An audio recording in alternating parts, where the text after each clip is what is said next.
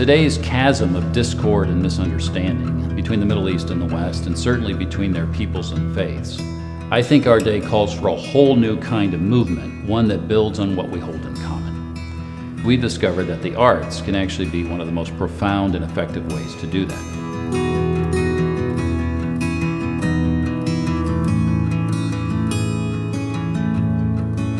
It all started for me when I was living in CAIRO, Egypt. I was there for 10 years with the Episcopal Church as a mission partner. I was serving as the rector of the historic International Episcopal Church there. And the church had a long history in interfaith dialogue.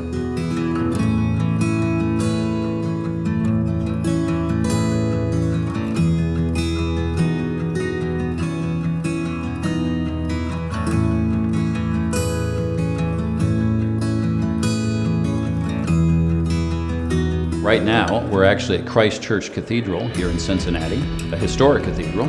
And this exhibition, titled I Am, features 31 premier Middle Eastern women artists from 12 different countries, from Morocco all the way over to the United Arab Emirates. This is a celebration of the unique role of Middle Eastern women in our global quest altogether for peace and harmony. And it's focused on changing stereotypes that the West often has of the Middle East through the lens of Middle Eastern women. From my perspective, I believe that as we go through life, we don't necessarily know who we are. We explore that throughout life, and if we're fortunate, eventually we will grasp some of them, but we do find out what we are not. So this work is actually called I Am Not, and I approach it's an auto-portrait that I have enveloped myself in woven newspaper. And I'm play in this sense, these sort of the dichotomy, this binary of being the photographer and the photographed, the observer and the observed, the victim and the culprit.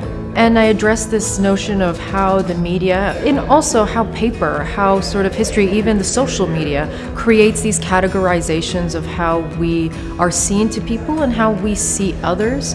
And so this essentially just kind of creates these woven, shredded pieces of news that don't even really tell a full story, essentially. I think in what we do, using art for interfaith bridge building purposes, that the Episcopal Church specifically is uniquely poised to actually address this.